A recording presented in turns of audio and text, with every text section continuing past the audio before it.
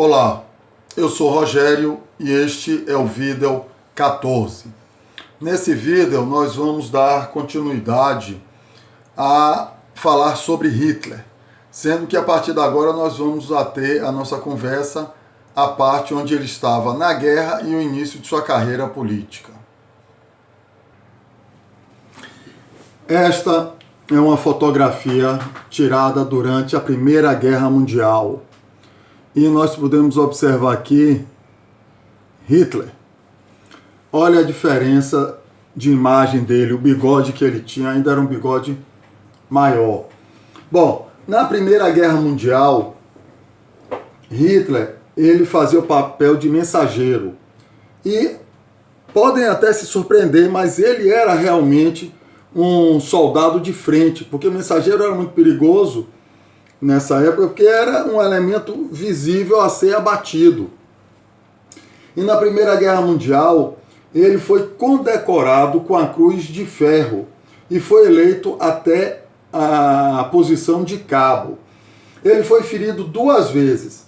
A primeira em 1916, na Batalha do Somme, onde ele foi atingido por estilhaços de granada.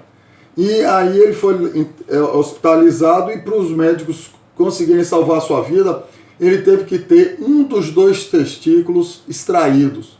Então, após a guerra, Hitler só possuía um testículo, que era outro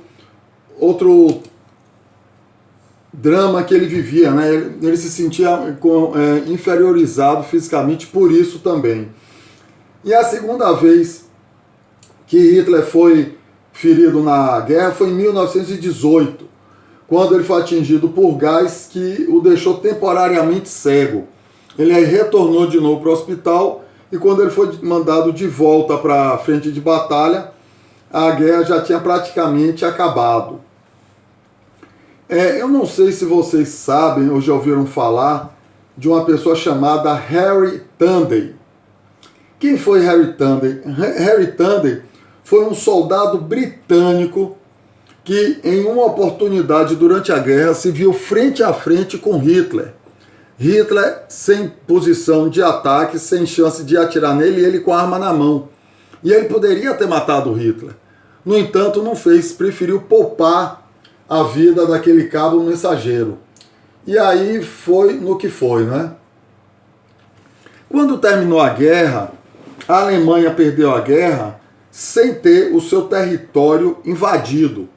Ou seja, eles perderam a guerra porque os generais simplesmente viram que a guerra estava perdida, não fazia mais sentido continuar e pararam. E tem aquele dito da punhalada nas costas, que foi um jogo político dos generais e a Alemanha levou uma punhalada nas costas na Primeira Guerra e perdeu a guerra sem ter perdido a guerra, porque o seu território não tinha sido invadido. E Hitler voltou para a Alemanha e ficou lá ainda vagando como reserva do exército, que não tinha mais finalidade, e ele foi colocado como espião dentro de um partido político chamado DAP. E ele lá, como espião, ele começou a frequentar as sessões do DAP e começou a se identificar com o que o DAP falava. E ele aí começou a proferir alguns discursos. E descobriram nele um excelente orador, que começou a atrair cada vez mais gente para os seus discursos. E ele transformou o DAP no NSDAP. No início dessa sua carreira política, ele se identificava como Mr. Wolf, que quer dizer o Senhor Lobo. Daí que tem o Wolfschanz, que era a Toca do Lobo na Polônia, né, que era o ponto mais ao oriente onde Hitler ia para verificar a frente de guerra. Então, em 1921, ele se tornou o presidente do NSDAP e, com sua oratória, ele começou a fazer o partido crescer. E, em 1923, ele deu aquele golpe fracassado, o putsch da cervejaria, lá em Munique, onde ele foi preso. E no seu julgamento, ele fez desse seu julgamento um teatro. Ele mesmo resolveu se defender e foi condenado a 5 anos de prisão em Landsberg. Aí está a prisão de Landsberg, onde ele ficou preso, só que ele não ficou preso durante 5 anos, ele ficou preso apenas durante 9 meses. E foi justamente nesse período de 9 meses que ele escreveu o seu livro Mein Kampf, o primeiro volume. Agora um detalhe, nessa época que Hitler foi preso, e ficou preso em Landsberg, ele já era uma figura notória e conhecida na região da Baviera, principalmente em Munique. Então ele tinha muitas regalias dentro da prisão. E para se ter uma ideia, essa aqui é uma foto da cela dele, que na realidade não era cela, era um quarto, onde ele tinha todo o conforto possível, ele recebia visitas e chegou a um ponto que ele escolhia quem ele ia receber ou não. Senão ele não teria paz. E esses aí são alguns dos visitantes, e esse aqui é Rudolf Hess. Rudolf Hess foi quem deu apoio a Hitler para escrever o Mein Kampf na prisão de Landsberg. E a primeira edição de Mein Kampf, como vocês podem ver, Mein Kampf significa minha luta, foi escrita lá na prisão de Landsberg.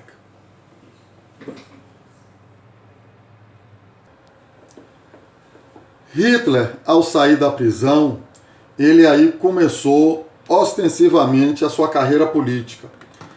Ele elegeu alguns deputados, como Hermann Göring, Joseph Goebbels, que eram todos do partido do NSDAP.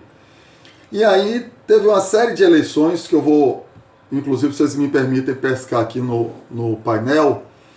Em 1928, o NSDAP teve apenas 2,5% dos votos para o Reichstag.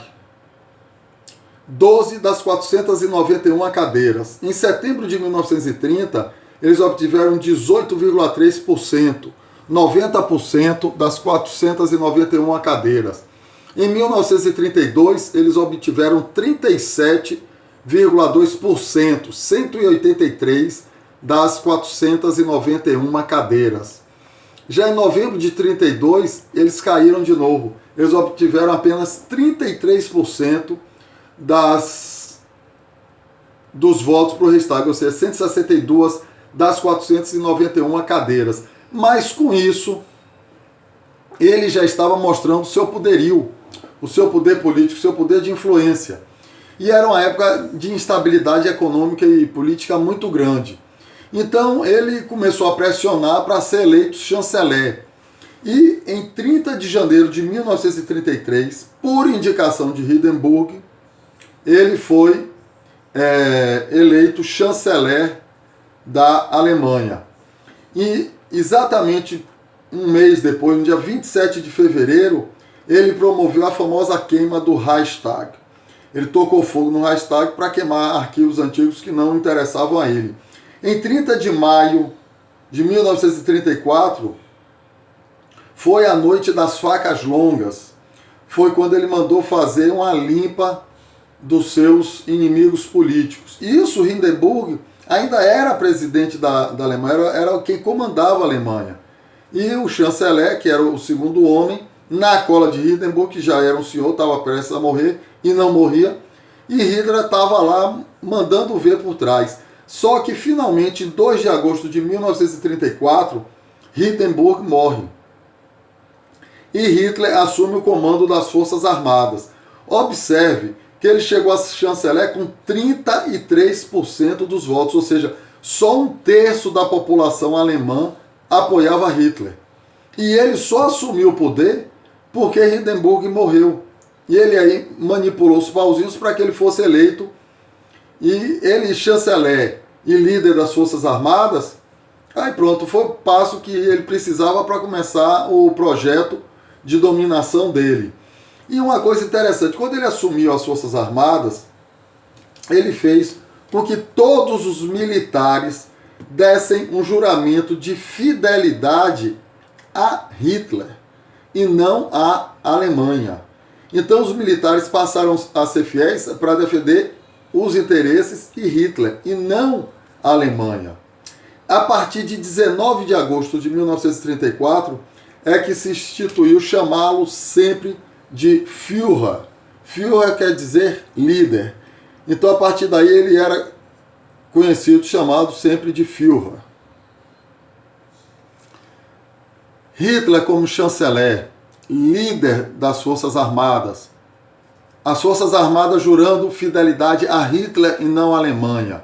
E já se auto-intitulando Führer, ele aí começou a manipular o povo alemão como queria. Em 15 de setembro de 1935, ele promulgou as leis de Nuremberg, ou lei da cidadania e lei de proteção do sangue e da honra alemã, que, entre outras coisas, proibia o casamento entre judeus e arianos. Isso aí já estava sendo o passo a passo para o Holocausto. E, finalmente, em 1938, Hitler, não contente com tudo isso, assume ele próprio o comando geral do exército. Ou seja, ele tinha o poder e a força nas mãos. E aí, imediatamente, em 9 de novembro de 1938, foi a famosa Noite dos Cristais Quebrados, onde simplesmente os vândalos nazistas foram para as ruas depredando todas as lojas dos judeus. E ainda botaram os judeus depois para pagar o prejuízo que a Alemanha teve com isso. Agora, olha que interessante. Hitler ficou milionário com a venda do livro Mein Kampf. E ele sonegava impostos. Hitler, se vocês não sabem, era um grande sonegador de impostos.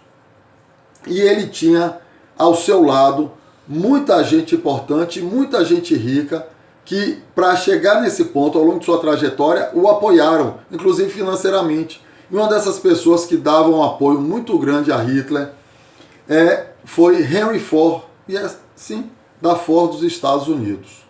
Com isso, eu dou por terminado esse vídeo e no próximo nós continuaremos com o passo a passo político de Hitler.